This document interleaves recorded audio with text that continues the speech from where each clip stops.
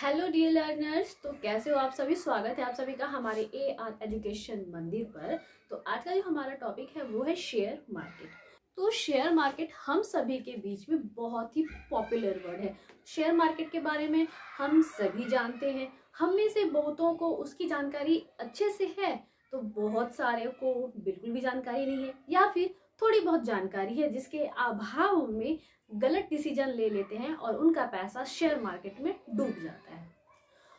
तो हम यहाँ पे यही समझने वाले हैं कि आखिर शेयर मार्केट है क्या। तो शेयर मार्केट में होता क्या है।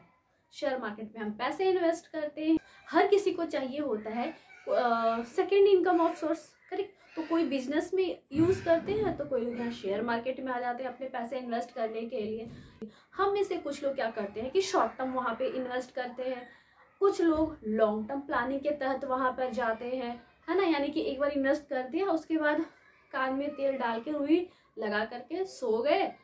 वो पैसा बढ़ रहा है या घट रहा है उससे हमें कोई मतलब नहीं है। कुछ लोग शॉर्ट टर्म के लिए जाते हैं कि भाई देखा, आज हमने 100 रुपये का शेयर खरीदा, कल वही 100 रुपये का शेयर 120 रुपये का हो गया, तो हमने वहां से निकाला और अपने शेयर को बेच दिया। तो इस तरीके से शॉर्ट टर्म में भी आते हैं मार्केट। शेयर मार्केट तो वैसा मार्केट जहाँ पे शेयर्स की खरीद और बिक्री होती है, दैट इज शेयर मार्केट।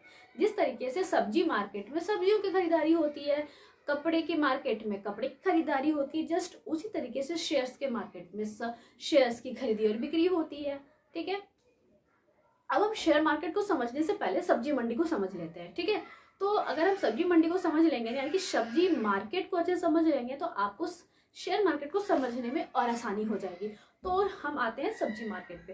तो सब्जी मार्केट में क्या होता है, हम मार्केट जाते हैं। हम मार्केट में क्या होता है, वहाँ पे क्या देखते हैं कि छोटे से लेकर के बड़े दुकानदार वहाँ पे बैठे होते हैं, चाहे वो छोटे कैटेगरी के हो, मिडल हो या फिर बड़े कैटेगरी के हो, सभी वहाँ पे बैठे होते हैं अपने अपने प्रोडक्ट्स लेके, यानी कि सब्जी लेकर के बैठे होते हैं। ठीक है, अब हम वहाँ पे जाते हैं। हमें से कई तरह के लोग होते हैं। एक तरीके के लोग होते हैं जो पहले से ही दिमाग सेट करके जाते हैं कि हमें तो भाई फूल गोभी ही लेनी है। ठीक है, पहले से हमने सेट कर लिया कि हमें तो फुल गोभी ही खरीदनी है, चाहे वो सस्ते दाम में मिले चाहे वो महंगे दाम में मिले, हमें उससे कोई फर्क नहीं पड़ता। ठीक है, और हमारे पास तो ज़्यादा समय भी नहीं है और हमको ज़्यादा मार्केट घूमना भी नहीं है। ठीक है, तो हमें से कुछ लोग, हमें से एक आदमी गया लेने के लिए, उसके पास में टाइम नहीं था, वो पूरा मार्केट घूमा भी नहीं, दो चार जगह पर गया शुरुआत के ही, और वहाँ पे मिल रहे थे 60 रुपये किलो गोभी। तो उसने 60 रुपये किलो गोभी खरीदा और वापस। दूसरा आदमी जाता है और उसे गोभी चाहिए होता है, फ्रेश चाहिए होता है, लेकिन उसे सस्ते दामों पे भी चाहिए होता है। तो वो क्या करता है, शुरू से लेकर के मंडी के लास्ट तक, यानी कि सब्जी मार्केट के एंड तक वो पूरा चक्कर काटता है, और उसे मिल जाता है फ्रेश ताज़ा गोभी बिल्कुल 30 रुपये किलो में। तो वो उसका क्या हुआ भाई, फायदा हो गया ना, 30 रुपये का फायदा हो गया। फ्रंट में 60 रुपये केजी मिल रहे थे, बट एंड पे क्या हो रहा था, 30 रुपये केजी, वही गोभी 30 रुपये केजी में उसे मिल गया। तो भाई सस्ता हुआ ना, अच्छा हुआ ना।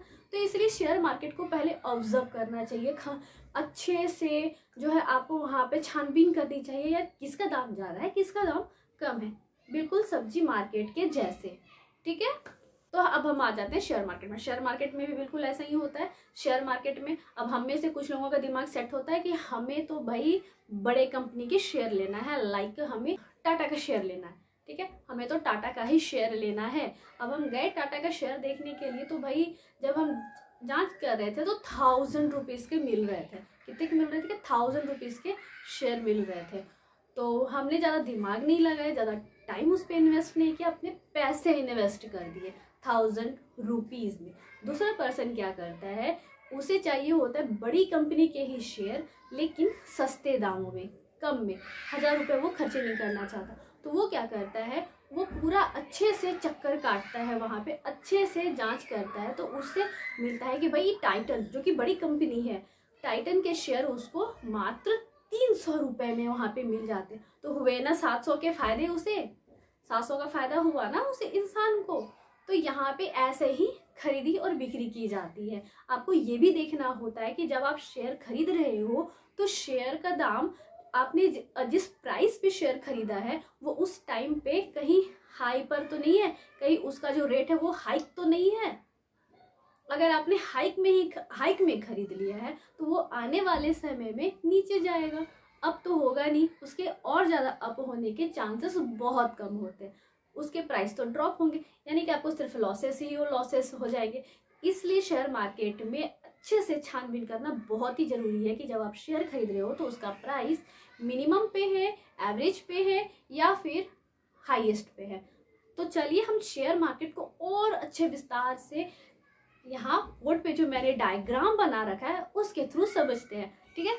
आइए, उसमें प्रोसेस क्या क्या होता है ये सभी कुछ जानना हमें बहुत ही जरूरी है ना। तो इस डायग्राम के थ्रू आपको अच्छे से समझ में आएगा। तो क्या है शेयर मार्केट, जहाँ पे शेयर्स की खरीदी और बिक्री होती है। तो मैंने इसको इजी से समझने के लिए क्या कर दिया, buying of shares plus selling of shares is equals to share और stock market. Yes, share market को हम स्टॉक मार्केट भी कहते हैं, ठीक है। तो शेयर और स्टॉक मार्केट जहां पर शेयर की खरीदी और बिक्री होती है, ठीक है। अब इसके बाद क्या होता है भाई, बाइंग शेयर्स और सेलिंग शेयर्स। तो होते क्या है, लिस्टेड कंपनीज के शेयर्स होते हैं। ये जो शेयर होते हैं ना, ये लिस्टेड कंपनी के शेयर होते हैं, ठीक है। ये शेयर किसके होते हैं, लिस्टेड कंपनी के शेयर होते हैं। और स्टॉक एक्सचेंज के माध्यम से ये लिस्टेड कंपनियां क्या करती हैं, अपने शेयर्स को स्टॉक एक्सचेंज के माध्यम से हम इन्वेस्टर्स यानी कि हम पब्लिक तक उसे पहुंचाती है, ठीक है। उसके बाद ही हम जो खरीदी बिक्री करते हैं या फिर लिस्टेड कंपनी जो शेयर्स अपनी बेच रही हैं वो कैसे हो रहा है, वो स्टॉक एक्सचेंज के माध्यम से हो रहा है, ठीक है। तो स्टॉक एक्सचेंज है हमारी इंडिया में दो तरह के हैं, एनएससी है, ठीक है, एनएससी है और बीएससी है, ठीक है। स्टॉक एक्सचेंज हमारे इंडिया में दो तरीके के, एनएससी और बीएससी। एनएससी का फुल फॉर्म है नेशनल स्टॉक एक्सचेंज और बीएससी का फुल फॉर्म है बॉम्बे स्टॉक एक्सचेंज, ठीक है। अब बोलो कि स्टॉक एक्सचेंज यहाँ पे क्या काम कर रहा है, ये कैसे हम इसको और अच्छे से समझ सकते हैं, तो इसका डिटेल में मैं अभी थोड़ी देर में बताऊंगी, थोड़ा सा रुक जाइए, ठीक है। अब क्या है ट्रेडिंग। अब भाई ये ट्रेडिंग क्या है, ठीक है। तो भाई ये जो buying shares plus selling shares मैंने लिख रखा है ना, इसको कॉमर्शियल भाषा में, शेयर मार्केट की भाषा में हम क्या कहते हैं, ट्रेडिंग कहते हैं। क्या कहते हैं, ट्रेडिंग कहते हैं, ठीक है। यानी कि शेयर्स की खरीदी और बिक्री जो हो रही है, जो प्रोसेस हो रहा है, इस प्रोसेस को हम क्या कहते हैं, ट्रेडिंग कहते हैं। तो ये ट्रेडिंग क्या होता है, स्टॉक ब्रोकर के थ्रू होता है। किसके थ्रू होता है, स्टॉक ब्रोकर के थ्रू होता है हम इन्वेस्टर तक, ठीक है। तो हम जो खरीदी बिक्री कर रहे हैं, ये जो ट्रेडिंग सारी हो रही है, इन सब के बीच में एक स्टॉक ब्रोकर होता है, ठीक है। आप चाहे प्रॉपर्टी खरीदने के लिए जाते हो जो ओनर होता है और हम जो प्रॉपर्टी खरीदने के लिए जा रहे हैं, तो उन दोनों के बीच में एक ब्रोकर होता है जो कि हमें उस चीज के बारे में बताता है, दिखाता है, भाई प्रॉपर्टी कैसी है। बिल्कुल वैसे ही यहाँ स्टॉक मार्केट में भी है, जब ट्रेडिंग हो रही है तो वहां पे एक स्टॉक ब्रोकर भी होता है, ठीक है। अब यहाँ पे क्वेश्चन होगा कि लिस्टेड कंपनी का मतलब क्या होता है। तो लिस्टेड कंपनी को हम पब्लिक कंपनी ही कहते हैं। पब्लिक यानी कि सार्वजनिक कंपनी जहां पे हम लोग जिसके शेयर्स खरीद सकते हैं, ठीक है। तो ये लिस्टेड कंपनी या पब्लिक कंपनी हम उन कंपनियों को कहते हैं जिनके शेयर्स लिस्टेड हो रिकॉग्नाइज्ड स्टॉक एक्सचेंज पर पब्लिक ट्रेडिंग के लिए। किसके लिए, पब्लिक ट्रेडिंग के लिए। मतलब हम लोग जो मार्केट से चीजें खरीद रहे हैं वो ऑथोराइज्ड है या नहीं, वो हमारे लिए सही है या नहीं, उसके लिए सबसे पहले कंपनियों को क्या करना होता है, स्टॉक एक्सचेंज में एप्लीकेशन देना होता है, वहां से उन्हें अप्रूवल मिलता है, रजिस्टर्ड होते हैं, उनके नाम लिस्टेड होते हैं। उसके बाद ही वो पब्लिकली अपने शेयर्स को मार्केट में उतार सकते हैं और हम उसे खरीद सकते हैं, तभी ट्रेडिंग पॉसिबल है, ओके।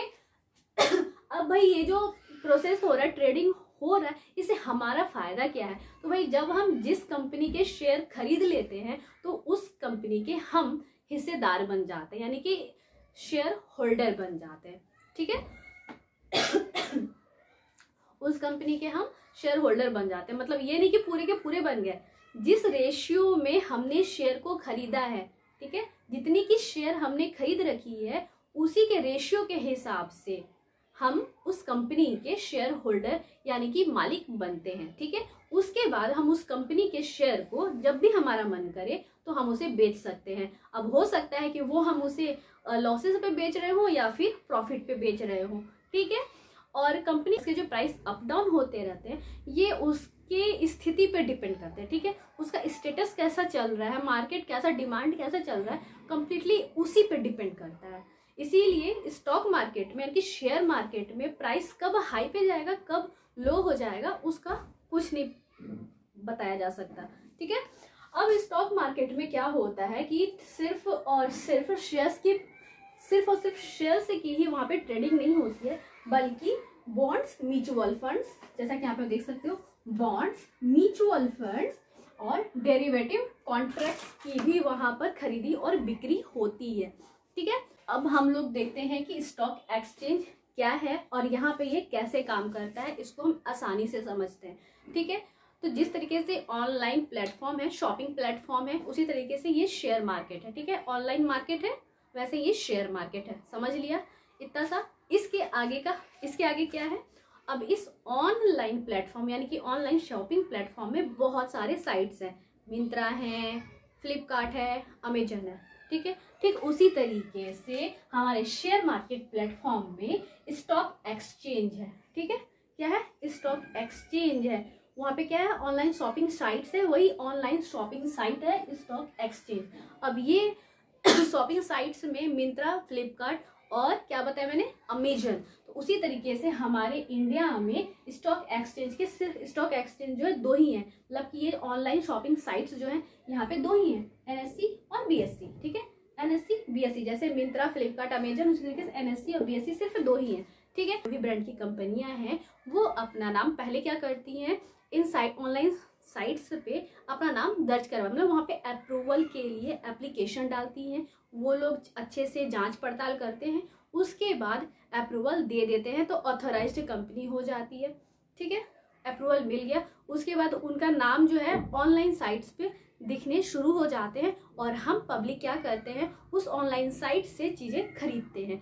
उसी तरीके से लिस्टेड कंपनियों का क्या होता है, वो लोग भी कंपनी जो है, जो भी कंपनी चाहती है कि हम स्टॉक एक्सचेंज के माध्यम से पब्लिक तक पहुंचे, वो लोग पहले तो एप्लीकेशन देती हैं स्टॉक एक्सचेंज में, वहां से जांच होती है कि वो शेयर सही है या नहीं, उसके बाद उसे अप्रूवल मिल जाता है, ठीक है। उस कंपनी को अप्रूवल दे दी जाती है, यानी कि वो लिस्टेड हो जाते हैं, इसलिए इनको लिस्टेड कंपनियां कहा जाता है। और फिर वो मार्केट में आ जाते हैं, अपने शेयर्स को जारी करते हैं, बॉन्ड्स को जारी करते हैं, म्यूचुअल फंड्स,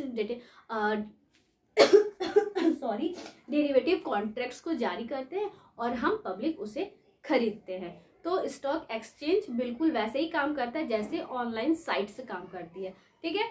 तो इतना आपको समझ में आ गया होगा। तो आई होप गाइस कि मैंने आप लोगों को शेयर मार्केट की अच्छी जानकारी दी है।